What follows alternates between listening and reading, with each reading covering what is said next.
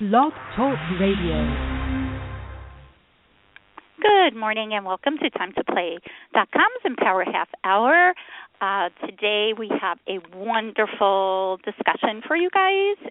My name is Doreen Guma. I am a certified professional life coach, and I am a person who's worked in healthcare for 28 years and has seen the sick and sad and decided, hey, you know what, there's got to be a better way. So that's what the whole Time to Play project is about, and the Time to Play Foundation, which is here to inspire you to enjoy your life. And with us, we have a lot of our Time to Play team today, and we have our Michael Waterman, who is our makeup and beauty expert, and he's the co-founder with me for Be Extraordinary, the Michael K. Waterman Collection.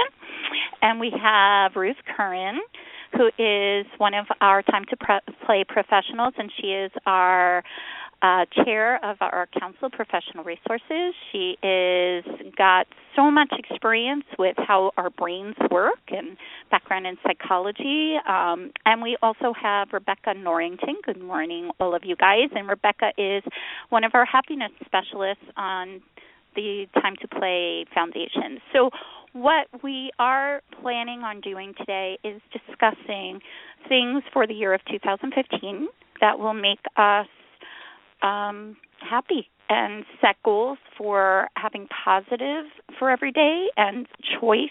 And so we're going to get on that in a moment, but we do want everybody to say good morning. So good morning, everybody. Good morning, everyone out Glad there. To be here. Happy New Year, everybody. Yeah. Happy New Year. So we are coming to you from coast to coast, as they say. Michael and I are in New York, and the ladies, Rebecca and Ruth, are in California. So you can't do any better than that for coast to coast, no doubt. And we were just discussing the crispy morning, and and the different crispy mornings we all have, right? Yeah. The different crispy mornings, no doubt. In New York, of course, it's super crispy and chilly out. And this is an attitude issue, and we might as well just start with this. When you wake up and you could be like, oh, my gosh, it's cold, and I hate it here, and blah, blah, blah. It's January. Stop that. It's supposed to be cold. And it's good. It gets your blood going, and it makes you feel like I'm alive. I don't want to hear that negative. It makes me feel like I'm alive. I love it. So there's January so many in New York, and it's supposed to be cold. Charged. Yeah, and there's so many benefits to cold weather. You burn more calories when you're outside. Yeah. Right. Burning calories is a good bonus. So let's just look at the positive, because truly, how many? Right. How many? Let me just mention, how many people in the first part of this would sit there and complain about this, but what are we doing here is this is 2015. We're not going to allow anybody to complain about anything anymore. I love that. Whole thing. I'm going to throw in my last year, Frozen, which said "Let it go." That's what we're going to do, girls. Let it go. Let it go. No more. Enough already. Well, let me add my 2 cents, because I am a happiness specialist, and one of the things that really subtracts from our happiness is getting in other people's business. We're all so different. I say we're as different as our fingerprints, and let these people go. Let them experience and let them feel any way they want to feel, because allowing others to be themselves adds to your happiness. And this acceptance of others, regardless of what they're doing, regardless of what they're saying, is a key to being happy. You've got to work on your own path, too. All of us are helping everybody else, fine. But if your own path is a little warped, how are you going to help anybody else? Well, see, you got to fix that. You've got to fix it, and you've got to see that your path is clear so that others see that your path is clear and good and pure and right. Well, I'm going to start right now. There's no fixing anything, because there are no mistakes. There's nothing to be fixed. Everything is in perfect order. And listen, it took me decades to get that, because believe me, I was walking around looking at and finding everything wrong with other people, and I mean very judgmental. So I've gotten to a point right now where that I've allowed and accepted everyone and let them complain, let them be. It's all good because they need to do that to get to where they're going.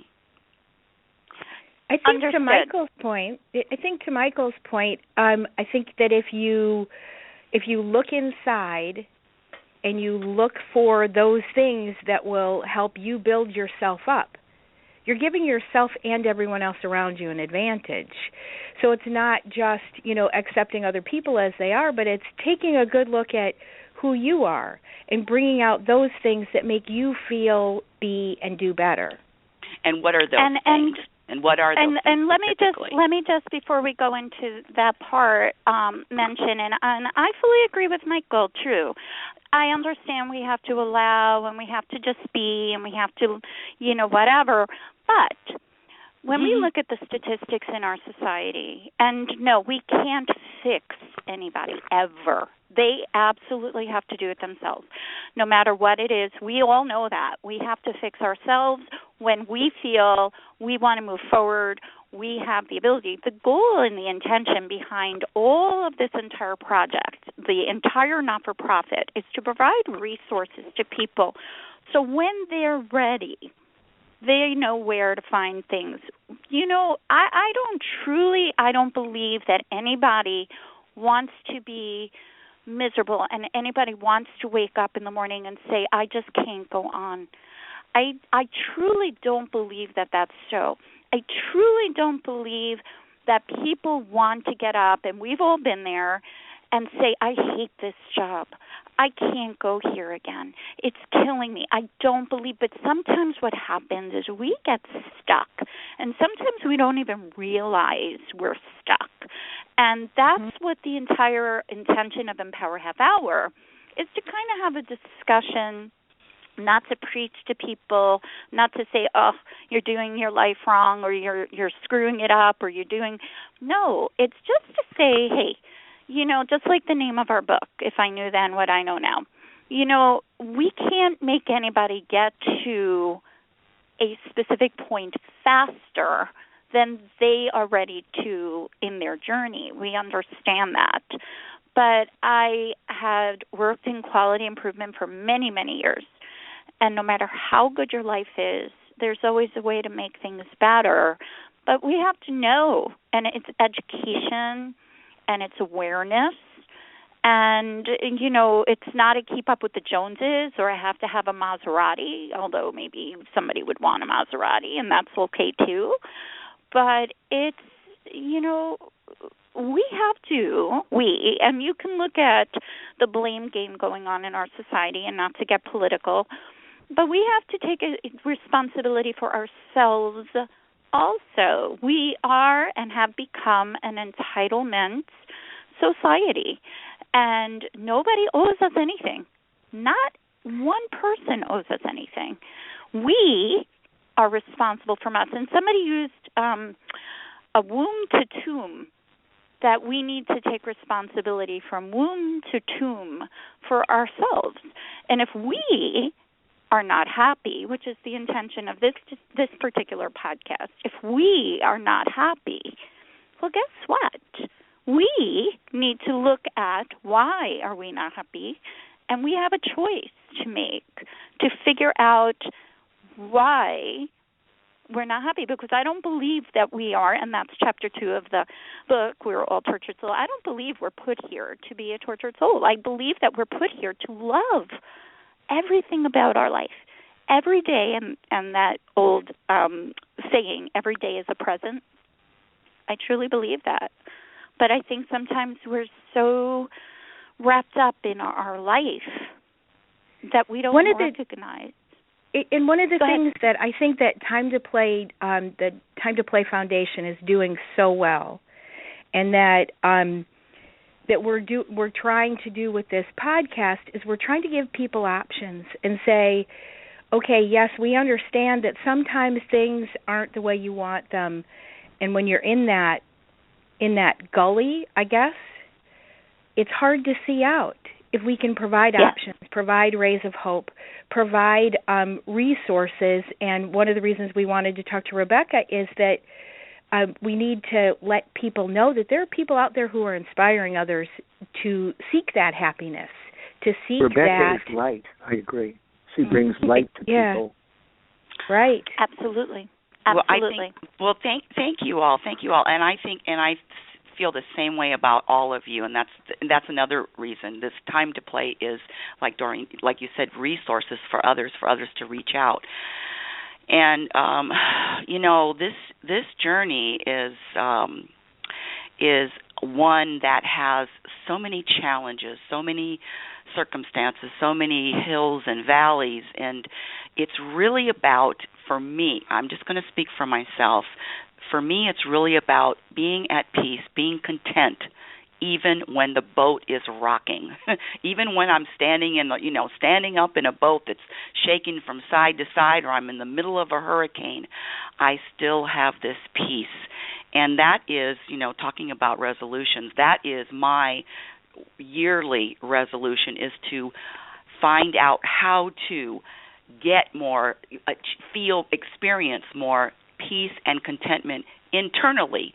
And then everything that happens on the outside is just something for me to experience without judgments, without judging, oh, this is good, or this is bad, or this is, all of those labels always subtract from happiness. So that's me in a nutshell. And I mean, I'm committed to this journey until I breathe my last breath. Rebecca, you and I had an interesting conversation the other day, and I think the one thing that stuck out in my head is that, we were talking about, I'm a goal setter. I plan, I set goals to do whatever, and I believe that you can set goals to be happy and to make that be part of your goal. You have a really interesting take on that if you want to expand on it. You set intentions, right? Yes. I have not set a goal in years. I don't do goals. I need to achieve. I don't do any of that. What I do is I set an intention for inspired action. When I'm inspired to act, and I can feel it. We all have this sixth sense. Doreen and I have talked about it, about your intuition, and I use my intuition daily, even if it's just to take another route home. I'm not feeling turning right. I got to go, and using that sixth sense or that intuition is all about practice. So what we were talking about, Ruth, was having inspiration to act, and just for a small example, I had to write. Doreen, listen, I had to write a book proposal for my book, and it's called Reality, Spirituality, The Truth About Happiness. Now, this book proposal, I was assigned to write it in June. I just finished it in December. Why? Because I wasn't inspired to just stay to the grindstone and I got to get it done. I wrote when I was inspired to, and when I wasn't feeling like writing, I didn't. And it's just the way I rock and roll these days, just by inspiration. But writing is art, so of course you're going to do it that way. Art can't just be forced; it has to happen.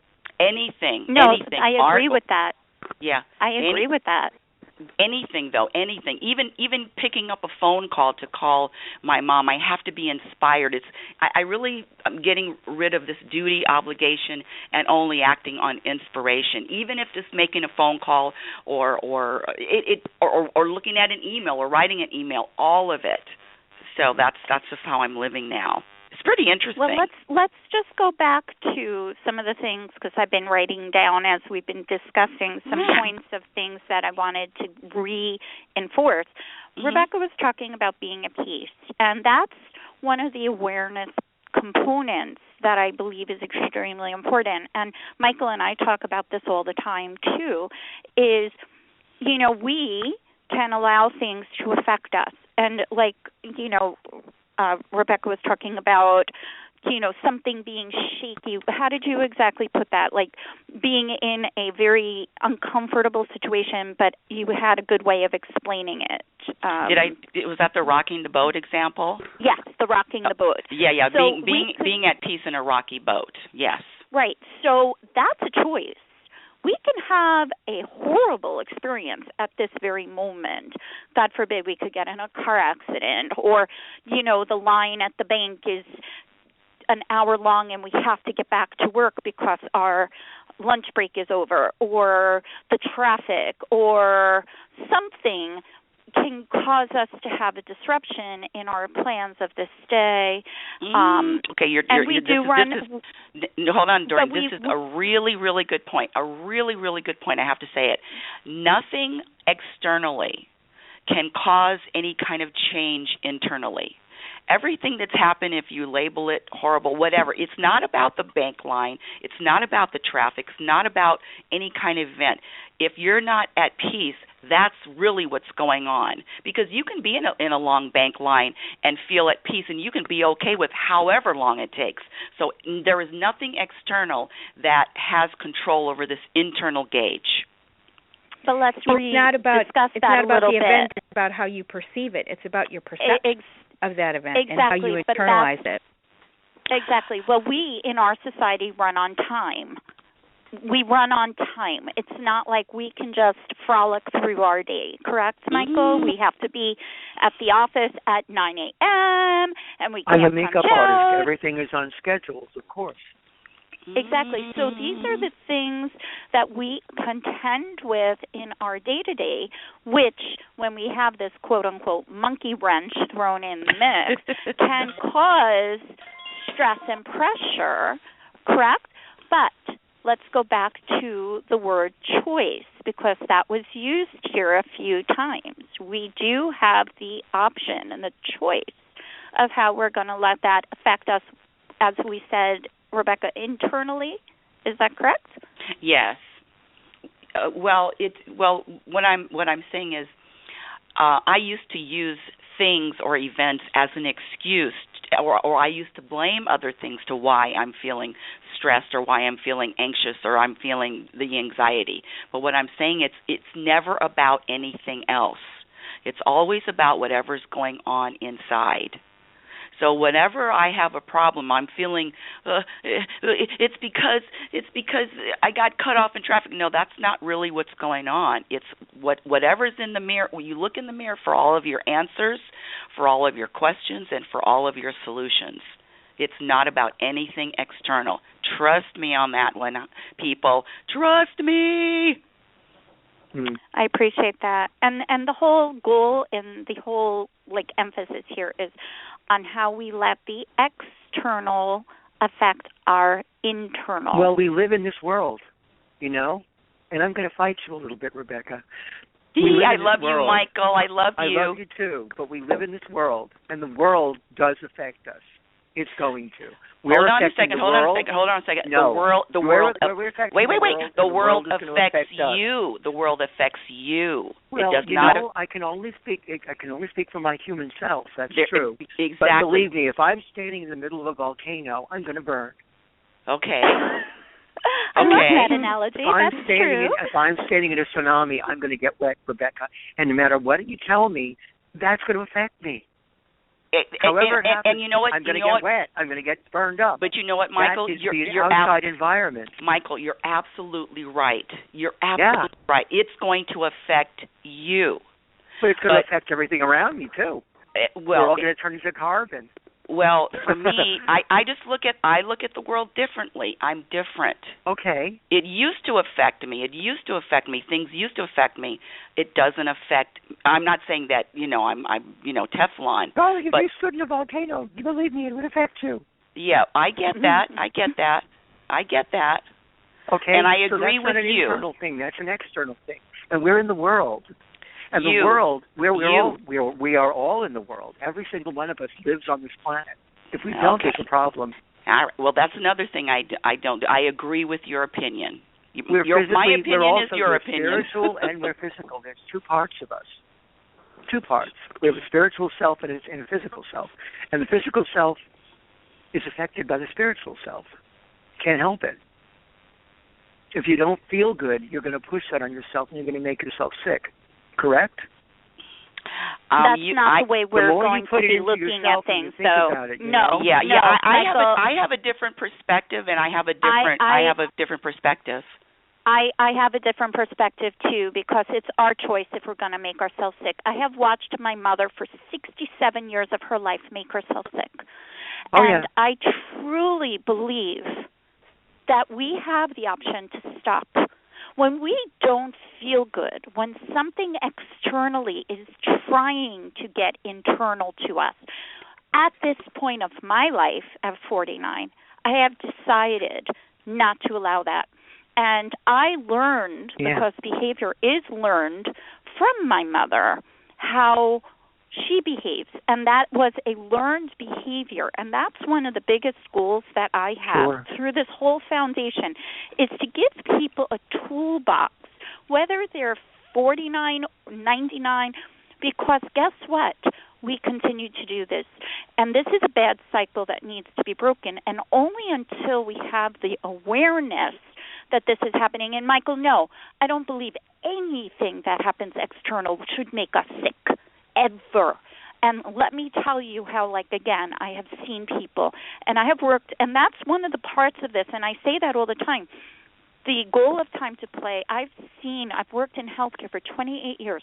I've worked in nursing homes. I've seen what sick and sad does to people.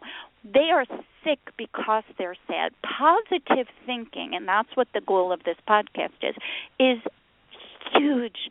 As a matter of fact, I recently learned that positive thinking is the third largest preventative, even for suicide prevention. That's huge. Positive thinking can get a person who they say would never walk again to walk. Positive thinking can get you to climb a mountain when you think that you can't. And if you internalize an exterior issue to make yourself sick, Michael, then you have to stop. That's not part of the Be Extraordinary thought process. That's not part of the Time to Play thought process. We are not going to make ourselves sick. That's our awareness to stop that from happening. I don't care what the frig happens to us anymore, because we have the choice to make ourselves sick or the choice to stop it and change it and move in a different direction. That's our choice. And I think you just made a good point, Doreen. It's not just about positive attitude. It's about positive actions.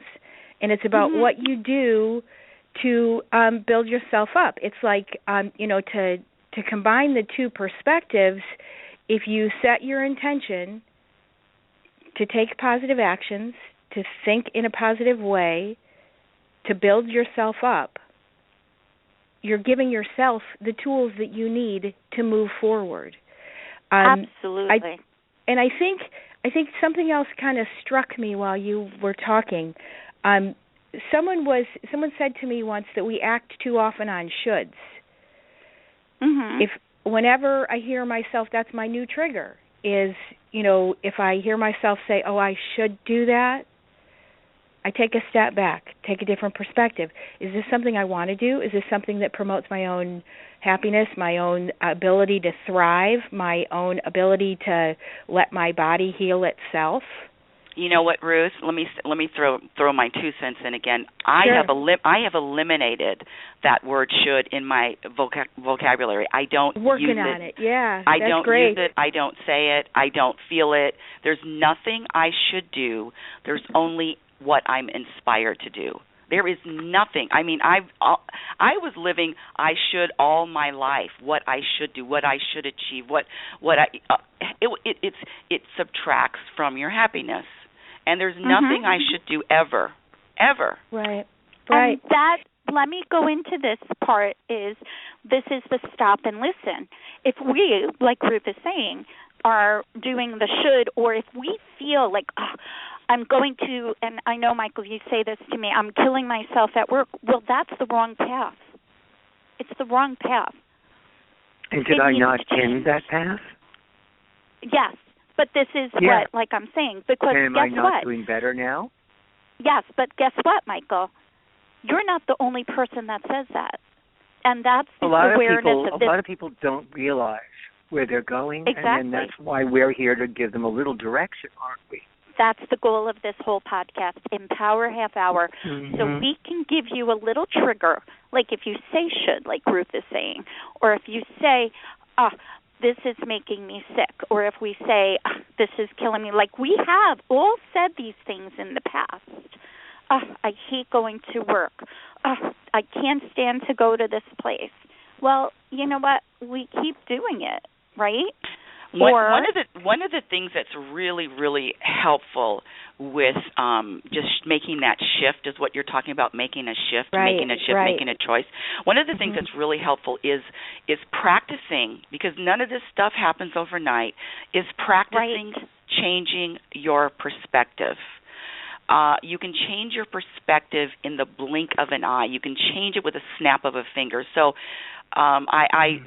there was a woman that called my radio show a long time ago, and she was talking about her drive to work. It was an hour and a half, and she kept complaining, but it was her dream job. And I said, could you look at that same situation, your same situation, just another way? Can you change your perspective? Can you look at and look for good as opposed to look for what's wrong, look for what's right in the situation? And she said, it was really interesting, she said, well, you know what, I can use that time to connect with other people. She could make phone calls. She said I could use that time to meditate. Was it a pretty drive? Yeah, and then I said, oh, is there anything else? And this is the other thing. The other thing is you can share with anyone. Just change your perspective in an instant, and you feel better in a flash. Just the perspective changing. But that takes practice too, because I learned that I only had one perspective. If A, B, and C happen, then I was going to feel rotten. But now if A, B, and C happens, I can find what's good in A, B, and C. This is what we're speaking of. Go ahead, Ruth, I'm sorry. No, it's practicing. That's practice. That's the perfect way to look at it. Yes. When I talk to people about brain health, I tell them, identify what you need and practice what you need. What we need to do is we need to practice looking at things from a different angle. Yes. When you back up a little bit or when you zoom in a little bit more closely, you see the world so differently. You pick out different elements, and you choose which elements you're focusing in on and practice that. That's perfect. Let's discuss these quick things that we just emphasized. It is awareness. First, we have to become aware, which is this empowerment thing that we're doing. We have to become aware. Awareness and also living consciously, as opposed to living unconsciously, where it is what you're saying or how you're behaving is just habitual. It's living consciously in every moment. Well, and that's consciously is being aware of what is our day and being in the present versus just going through the motions and just realizing. And I actually wrote about that in our book where, I spent many years being so busy with my whole life and work and kids and stuff that I didn't even realize the leaves on the trees fell off. Like all of a sudden I'd be like, holy cow, what the heck? So this is very important, but we have to become aware and identify the triggers, right? And we have to stop and listen to what is the right path for us, and that's our choice.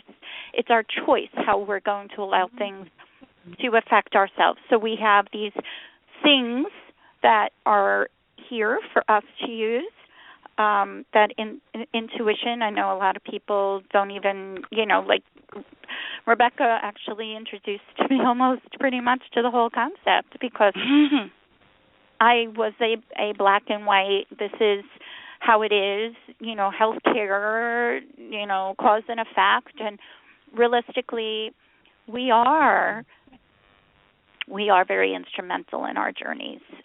We have to become aware and listen to where we need to go and to allow ourselves to be happy. And I think that that's a big thing because, again, let's go back to my mom, and she'll probably kill me if she listens to this, but, she doesn't allow herself to be happy. We have to allow ourselves to seek the happiness and not look for the bad, because if we do, and we're going into labels, but we do look at, oh my gosh, this happened today, and we go right down in the toilet, right? How many people do we know that do that and allow that to occur instead of stopping and taking a breath? And I know circumstances and situations affect us, and some things are not in our control in any way, shape, or form. But it's our choice how we're going to react. Are we going to allow ourselves to get sick? Stress can cause heart disease, stroke,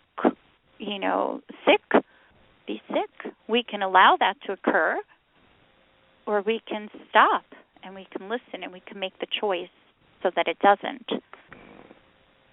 Could be being in the middle of a volcano. Right. And on that note, we're out of time, aren't we? Oh, yeah. Yeah, we pretty much are. We're out of time. I just got warmed up. Yeah. It's the half hour, the Empower half hour. We'll have to do this again then, Rebecca.